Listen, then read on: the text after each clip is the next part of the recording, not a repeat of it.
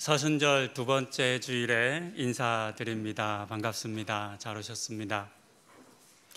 안식일은 천지 만물을 창조하신 하나님께서 일곱째 날에 안식하시고 그날을 거룩하게 하신 것이 그 유래입니다. 하나님께서는 출애굽기 20장 8절부터 11절을 통해서 모든 피조물들도 자신과 같이 일곱째 날에 안식하라 명령하셨습니다. 사실상 성경에 기록된 안식일 규정 또는 법은 이게 전부입니다. 다른 성경 본문에서도 안식일에 대한 이야기는 나오지만 이 출애굽기의 십계명의 내용을 그대로 반복한 것입니다. 구체적으로 어떻게 안식해야 하는지에 대한 말씀은 기록되어 있지 않습니다. 그래서 이후 유대인들은 구체적인 사례를 하나씩 만들기 시작했습니다. 유대인들의 전승에 따르면 안식일 날 해서는 안 되는 활동은 39가지입니다. 39가지만 안 하면 된다라고 생각하면 별로 안 맞네, 충분히 할 수 있겠다라고 생각하실 수 있겠지만 이것은 어떤 구체적인 행동을 말하는 것이 아니라 노동의 범주 전체를 의미하기 때문에 사실상 거의 모든 활동을 금지한 것입니다. 대표적으로 금지된 내용은 이렇습니다. 추수와 탈곡과 같은 먹을 것을 위해서 하는 모든 일을 금지했습니다. 생명에 지장이 없는 의료행위도 금지되었습니다. 난방이나 취사를 위해 불을 피우는 것도 할 수 없었고 음식을 준비하는 것도 할 수 없었습니다. 그래서 유대인들은 안식일 전날 음식을 모두 조리해 두었습니다. 물건을 사고 팔거나 운반하는 것도 할 수 없었습니다. 안식일에는 이동하고 여행하는 것도 금지가 되었는데요. 그래도 아예 이제 이동을 할 수는 없으니까 어느 정도까지는 이동할 수 있었습니다. 그것이 오늘날 미터법으로 환산하면 약 900m 정도 됩니다. 900m가 정해진 이유가 있습니다. 이유는 감람산과 예루살렘 성전의 거리가 그만큼이기 때문입니다. 심지어 전쟁을 해서도 안 되었습니다. 안식일에는 전쟁하면 안 되었습니다. 그래서 이 사실을 잘 알았던 수리아 군대가 마카비 혁명 직전에 이스라엘을 침략해 와서 그 군인 전부를 죽인 사건도 기록되어 있습니다. 오늘의 본문에 보면 제자들이 밀 이삭을 잘라 손으로 비벼서 먹었습니다. 우리가 볼 때는 굉장히 단순한 행위인데요. 이 안에 많은 행위가 들어 있습니다. 자르는 추수 행위와 비비는 탈곡 행위와 먹는, 조리해서 먹는 행위까지 다 들어 있는 겁니다. 명백하게 안식일의 규정을, 법을 어긴 것이었습니다. 그래서 본문에 기록된 것처럼 바리새인들이 예수님과 또 그 제자들을 비난했습니다. 이렇게 비난당하신 예수님께서 그 바리새인들에게 하신 말씀에 대한 내용이 오늘의 본문입니다. 예수님께서는 직접적으로 무엇인가를 말씀하시기보다는 사무엘상 21장 1절 이후에 기록된 다윗의 이야기를 들려주시는 것으로 그 답을 대신하셨습니다. 우리가 뭔가를 이야기하고 설득할 때 다른 이야기를 가져와 뭔가를 말할 때에는 두 사건 사이에 유사성이나 또는 어떤 연관되는 부분이 있어야 합니다. 그렇다면 다윗이 진설병을 먹었던 사건과 예수님과 제자들이 안식일에 일어난 것 사이에는 어떤 연관성과 유사성이 있을까요? 그 내용을 다윗의 이야기를 통해서 먼저 살펴봅니다. 자신을 죽이려 하는 사울왕을 피해서 다윗은 급하게 도망가야만 했습니다. 얼마나 급했는지 당장 먹을 것조차 챙기지 못했습니다. 그래서 배가 고팠습니다. 그렇게 급히 도망가던 중 놉 땅에 이르렀습니다. 당시에는 성막이 그곳에 있었습니다. 그래서 제사장 아히멜렉이 있었고 그곳에는 여호와의 그 지성소 앞에 차려놓는 진설병이 있었습니다. 진설병은 자기 백성과 교제하시는 하나님의 임재를 상징하는 떡입니다. 그래서 임재의 빵 또는 임재의 떡이라고도 부릅니다. 먹을 것을 달라 한 다윗에게 제사장 아히멜렉은 진설병 외에는 없다라고 말하며 다윗과 함께한 이들이 성경이 기록한 성결의 규정만 잘 지켰다면 그 떡을 주겠다라고 했습니다. 그리고 다윗은 자신이 그 성결의 법을 잘 지켰다라고 말하며 그 떡을 받아 먹었습니다. 그런데 이 부분이 문제가 됩니다. 왜냐하면 진설병은 아무나 먹을 수 있는 떡이 아니었기 때문입니다. 레위기 24장 9절에 따르면 그 떡은 오직 아론과 그의 자손들, 즉 제사장들만 먹을 수 있었습니다. 이와 같은 사실을 제사장 아히멜렉이나 또는 다윗이 몰랐을 리가 없습니다. 유대인들이라면 어렸을 때부터 성경에 암송을 했고 들어왔기 때문에 모를 수가 없습니다.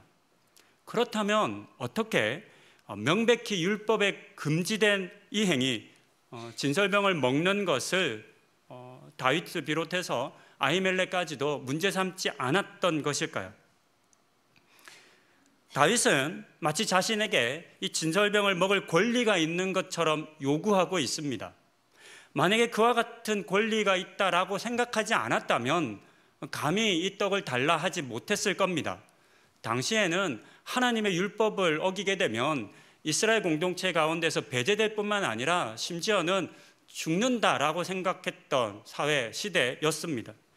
다윗이 모르지 않았기 때문에 다윗이 떡을 달라 한 것은 나는 떡을 먹을 수 있어, 떡을 먹을 자격이 있어 라고 생각했다는 것을 알 수 있습니다. 그리고 이와 같은 다윗의 생각에 제사장 아히멜렉도 동의한 것입니다. 그래서 그는 주었습니다. 이처럼 다윗과 아히멜렉이 다윗은 제사장이 먹을 수 있는 그 진설병을 먹을 수 있어 라고 생각했던 이유는 다윗이 사무엘을 통해서 하나님의 기름 부음을 받았기 때문입니다. 기름 부음을 받은 사람은 하나님의 영이 임재한 사람을 의미합니다. 하나님의 사람으로 여겨지는 것입니다.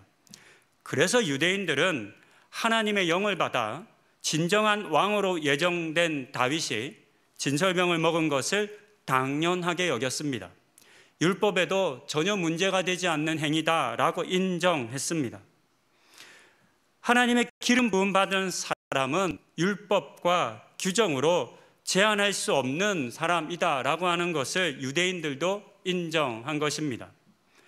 이 사실을 예수님께서 지금 말씀하시면서 자신을 고발하고 있는 유대인들, 바리새인들을 향해서 너희가 기름 부음 받은 사람은 율법도 극복할 수 있다, 율법 너머의 행위를 할 수 있다라고 이야기하는 것처럼 나도 마찬가지로 이와 같은 일을 행한다라고 지금 말씀하신 것입니다.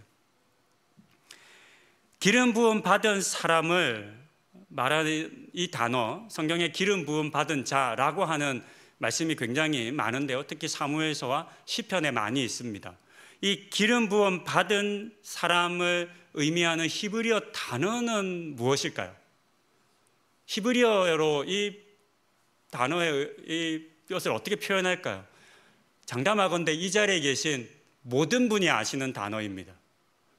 단 한 사람도 모를 수가 없는 단어입니다. 과연 성경은 기름 부음 받은 자를 어떤 단어로 써서 이야기했을까요? 메시아입니다. 메시아 모르시는 분은 없으시죠? 성경에 기록된 기름 부음 받은 자라고 번역된 단어의 이 문장의 히브리어 원어는 메시아입니다. 그래서 가끔 성경을 읽으실 때 이렇게 원어 그대로 읽어보시는 것도 굉장히 유익이 됩니다. 성경을 읽으실 때 기름 부음 받은 자, 기름 부음 받음 이런 표현이 있으면 메시아라고 바꿔 읽어보십시오. 훨씬 더 다양한 의미로 성경을 해석할 수 또 이해할 수 있으실 것입니다. 우리가 알듯 예수님은 하나님께서 보내신 메시아이십니다. 기름 부음 받은 사람이었습니다. 그러니 앞서 보았던 것처럼 하나님의 기름 부음을 받으신 예수님은 다윗과 마찬가지로 안식일 규정의 법의 제한을 받지 않는 것입니다.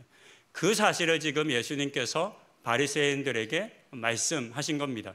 너희가 다윗이 그와 같은 사람이라고 인정한다면 나도 그렇다라고 말씀하신 것입니다. 이처럼 메시아라고 하는 공통점이 다윗과 예수님 사이에 있었습니다. 그뿐 아니라 본문이 기록하는 내용도 두 사건은 매우 유사합니다. 조금 더 설명하면 이렇습니다. 다윗은 소년이었을 때 기름 부음을 받았습니다. 하지만 아직 그는 왕이 아니었습니다. 지금은 사울이 왕이었고 다윗은 아무것도 아니었습니다. 하나님의 기름 부음이 아직 실현되지 않은 것입니다. 지금 다윗은 몇 명 되지 않는 사람들을 이끌며 배고픔을 참아가며 도망다니고 언젠가 하나님의 약속이 실현될 날을 기다리고 있는 그런 상황이었습니다. 그럼에도 진설병을 먹는 것에는 아무런 문제가 되지 않았습니다. 왜냐하면 하나님의 기름 부음을 받은 사람이라고 하는 그 정체성은 하나도 변하지 않았기 때문입니다. 그리고 언젠가인지는 알 수 없지만 결국에는 다윗은 이스라엘의 진정한 왕이 될 것입니다. 예수님도 마찬가지였습니다. 예수님도 진정한 이스라엘의 왕으로 하나님의 기름 부음을 받으셨지만 지금은 아니었습니다. 다윗 일행과 비슷하게 배고프고 또 마치 유대인들에게 쫓겨다니듯 머리 둘 곳 하나 없이 다니시는 삶을 사셨습니다. 그럼에도 안식일법을 어기고 이삭을 잘라 먹는 것에는 아무런 문제가 되지 않았습니다. 예수님께서도 언제인지 알 수 없지만 머지않아 십자가를 지시며 이스라엘의 참된 왕이 되실 것이기 때문입니다. 이처럼 두 사건은 전혀 다른 것처럼 보이지만 그렇지 않습니다. 두 사건은 모두 하나님의 기름 부음을 받은 사람들에 대한 이야기이며 사람이 만든 법과 규정으로는 이들을 제한할 수 없다라고 하는 사실을 우리에게 들려줍니다. 또한 예수님께서는 이와 같은 이야기를 하시며 바로 이어서 자신을 안식일의 주인이라고 말씀하셨습니다. 이 말씀의 의미는 과연 무엇일까요? 주인은 어떤 존재일까요? 여러분들 혹시 이제 집에 손님을 초대하시는 일들이 있을 겁니다. 그러면 보통 우리는 초대하는 사람을 이제 주인이라고 말하고 이렇게 초대받은 사람은 손님이라고 말하죠. 그 손님을 초대하고 나서 알아서 그냥 챙겨 드세요. 냉장고에 뭐 먹을 거 있어요. 저 방에 가서 쉴래요. 이러시는 분은 아무도 안 계실 겁니다. 손님이 오면 주인은 그 손님을 위해서 모든 것을 준비하고 자신의 집에 손님으로 와 있는 동안에는 아무런 불편함 없이 대접하고 섬기는 것을 당연하게 여깁니다. 저는 이와 같은 마음이라고, 이와 같은 말씀이라고 생각합니다. 오늘 본문 저희가 함께 읽었던 6절 이후의 내용, 7절 이후의 내용을 보면 한 손 마른 사람을 고쳐주신 이야기가 기록되어 있습니다. 이 외에도 누가복음 13장에는 18년 동안 귀신에 들렸던 사람을 고쳐주신 사건이 기록되어 있는데요. 이 고쳐주신 사건의 날도 안식일입니다. 요한복음 5장에는 또 여러분들이 잘 아시는 사건이 하나 기록되어 있습니다. 베데스다에서 38년 된 병자를 고쳐주신 사건입니다. 그런데 여러분, 이 날도 안식일이라는 것은 잘 모르실 겁니다. 이처럼 성경에 기록된 많은 치유의 이야기들을 보면 대부분 안식일에 이루어집니다. 왠지 예수님께서 의도적으로 안식일에 이와 같은 일들을 행한 것이 다 것 아닐까 하는 생각이 들 정도입니다. 만약 그렇다면 왜 그렇게 하신 것일까요? 사실 저는 예수님께서 정말로 의도적으로 안식일에 그렇게 많은 사람들을 치료해 주셨다라고 생각합니다. 이유는 참된 안식일 법의 의미를 가르치시기 위함이고 안식일의 주인으로서 마땅히 해야 할 일을 하시는 것이기 때문입니다. 누가복음 6장 9절은 이렇게 기록합니다. 예수께서 그들에게 이르시되 내가 너희에게 묻노니 안식일에 선을 행하는 것과 악을 행하는 것, 생명을 구하는 것과 죽이는 것 어느 것이 옳으냐 하시며 일을 하면 안 된다라고 말하는 바리새인들에게 새로운 도전을 하십니다. 이 도전의 초점은 안식일에 일을 해도 되냐 안 되냐라고 하는 것에 초점이 맞춰져 있는 것이 아니라 선을 행해야 하나? 아니면 악을 행해야 하나? 생명을 구해야 하냐? 아니면 죽여야 하냐라고 하는 새로운 관점입니다. 이와 같은 새로운 기준과 관점으로 안식일을 맞이해야 한다라고 하는 것을 예수님께서는 가르쳐 주시는 것처럼 안식일마다 병든 사람을 고쳐 주셨고 귀신에 사로잡힌 사람들을 자유롭게 하셨습니다. 그런데 생각해 보면 사실 예수님께서는 새로운 기준과 질서와 관점을 말씀하시고 보이신 것이 아닙니다.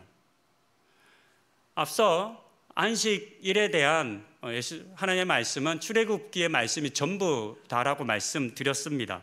그중 20장 10절을 제가 한번 읽습니다.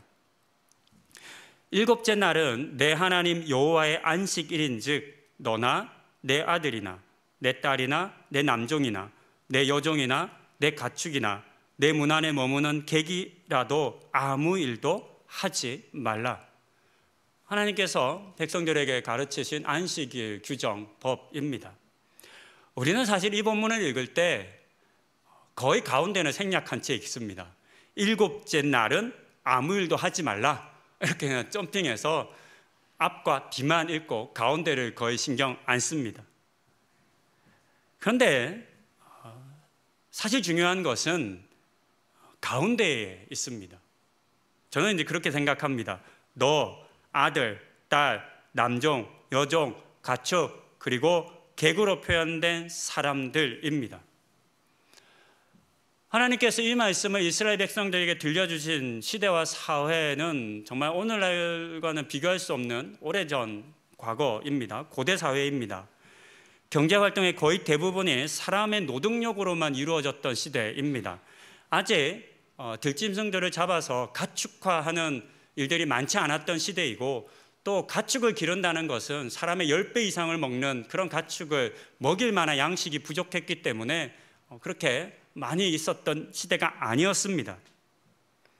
그렇게 볼 때 출애굽기 20장 10절의 말씀은 안식에 있어서만큼은 주인이라고 할 수 있는 너를 비롯해서 너부터 시작해서 아들, 딸, 남녀, 종들, 가축과 객에 이르기까지 모두 평등해야 한다라고 하는 말씀이라는 것을 우리는 알 수 있습니다. 신분적으로 차별이 존재하는 사회였습니다. 부모의 권위가 절대적인 시대였고 심지어 자녀는 재산처럼 여겨졌습니다. 또한 종들은 더했습니다. 더하여 이스라엘 백성, 유대인들도 아닌 손님들도 있었습니다. 하지만 안식일 법에 있어서만큼은 어떠한 차별도 없었습니다. 주인이나 자녀나 주인이나 종이나 심지어 주인이나 가축까지도 똑같았습니다. 우리는 이것을 어떻게 해석해야 할까요? 저는 이것을 어느 누구의 안식도 빼앗을 수 없다. 모든 사람은 다 안식을 누려야 한다라고 하는 말씀으로 이해합니다. 그렇다면 지금 안식일 빼앗긴 사람들의 안식을 되찾아주는 것은 사실상 예수님께서 뭔가 새로운 것을 말씀하시고 안식일 규정과 법을 바꾸신 것이 아니라는 의미가 될 것입니다. 과거의 율법을 깨트리고 새로운 것을 말씀하신 것이 아니라 오히려 왜곡되어져 있었던 안식일 법을 다시 바로잡는 것임을 알 수 있습니다. 바리새인을 비롯한 유대인들이 안식일에 일할 수 없어, 일하면 안 돼 라고 말할 때 아프고 병들고 차별받고 배고픈 사람들이 있었습니다. 그들은 많은 부와 소득으로 안식일날 일하지 않고도 먹고 살 수 있었지만 포도원 품꾼 비유에 등장하는 사람들처럼 그날 벌어서 그날 먹고 살 수밖에 없는 사람들이 있었습니다. 그런데 그들을 향해 이야기하는 겁니다. 너 안식일 안 지켜? 쉬어야 돼. 그게 하나님 율법이야. 하나님 법이야. 근데 너 일을 하네? 그러니까 넌 죄인이야. 넌 하나님 나라에 들어갈 수 없어 라고 그들은 말했습니다.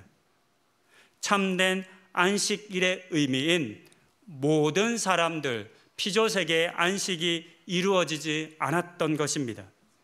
그래서 예수님께서는 일부러 안식일에 차별받는 사람들, 고통하는 사람들, 병든 사람들을 찾아가셨고 그들을 고쳐 주셨습니다. 그들의 빼앗긴 안식을 되찾아 주셨습니다. 그렇게 보면 안식일에 이와 같은 일들을 행하신 것은 지극히 당연한 일이라는 것을 알 수 있습니다. 안식일의 주인이 마땅히 해야 할 일이라는 것도 알 수 있습니다. 말씀을 정리합니다. 예수님께서는 자신을 안식일의 주인이라 하셨습니다. 그리고 이 말이 결코 빈말이 아니라는 것을 보여주셨습니다. 그들을 찾아가셨고 고쳐주셨습니다. 주인답게 누구 한 사람도 안식을 빼앗기지 않게 하셨습니다. 이를 위해 기꺼이 비난받으셨고 고발당하셨습니다. 이 예수님께서 우리의 빼앗긴 안식도 되찾아 주실 것입니다. 마음의 평안을 잃고 고통하시는 분들이 있으실 수 있겠습니다. 육신의 질병으로 절망하시는 분들도 있습니다. 여러 세상의 염려와 걱정으로 불안해하시는 분들도 있습니다. 그렇게 안식을 잃고 안식을 빼앗기신 분들 계실 것입니다.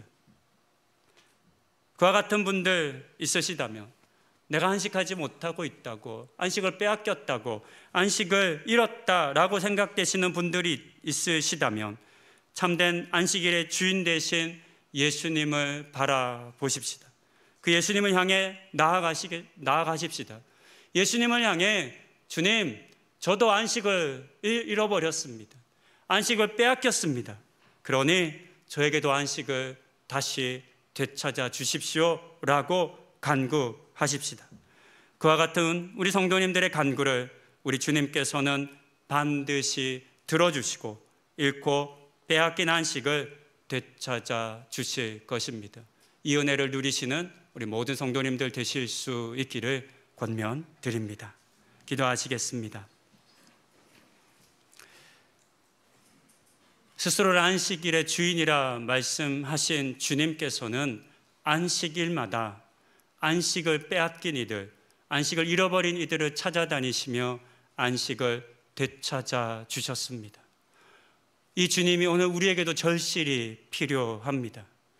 이 시간 이 자리에 빼앗긴 안식으로 말미암아 고통하고 절망하고 아파하는 이들을 우리 주님 찾아와 주시고 그 안식을 되찾아 주시옵소서. 오직 주님으로만 되찾을 수 있고 회복할 수 있는 참된 안식을 누리는 우리 모든 성도님들 되는 은혜 허락하여 주시옵소서. 이 모든 말씀 예수님의 이름으로 기도드립니다. 아멘.